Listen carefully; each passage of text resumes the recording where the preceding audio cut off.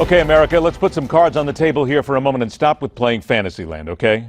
There is no difference between Donald Trump, Hillary Clinton, and Bernie Sanders. They're all opposing sides of the same bloated inside politics coin that will, at the end of the day, stick you with the same old policies, the same old results, and in 4 years, we'll be right back here arguing the same issues and shaking our heads again at how we got fooled.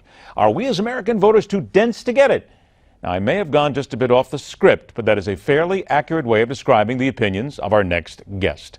Let us welcome back the former Republican congressman, two-time presidential candidate, noted political wallflower who rarely speaks his mind.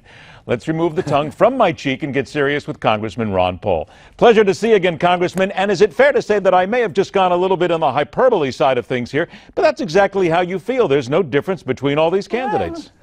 Pretty much so. So I can't criticize you too much since it was almost like a quote.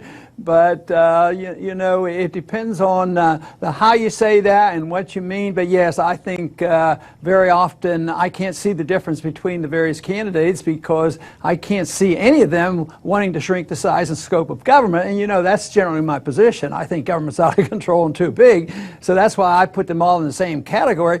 But they definitely have a different tone and different political base. But unfortunately, from a limited government viewpoint, we're not all that optimistic on what's going on. Now, I know that you're not really impressed with what's happened in this 2016 election campaign, but let me get to a very specific idea here.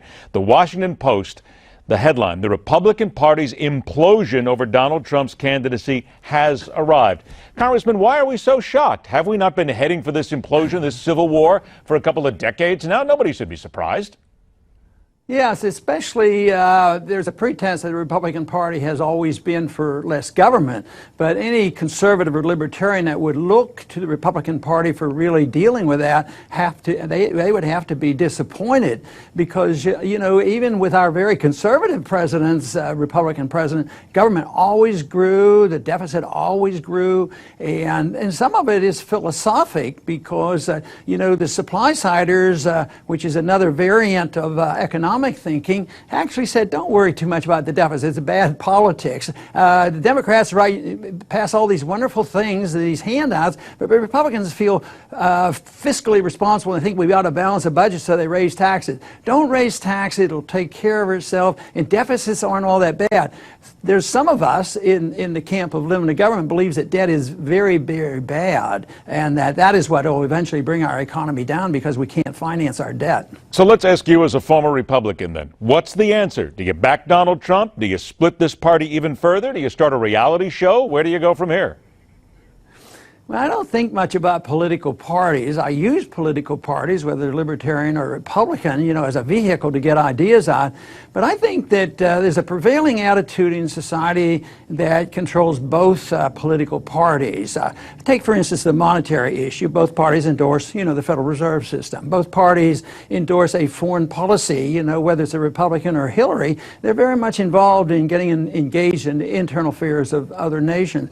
And nobody can challenge the entitlement system, so that's a prevailing attitude. So I use the political process to try to convince people, well, this is going to end. We're at the end of an era. The Keynesian model and the inflationary model and deficit model, it's ending, and we have to be ready to replace it. Just as in the 20th century, we saw the end of fascism and communism. Hopefully it's not revived, but this is ending, but we have to have a replacement for it. But when you get the replacement, if it's worth its salt, it's going to be endorsed by Republicans and Democrats. It's going to be ideological.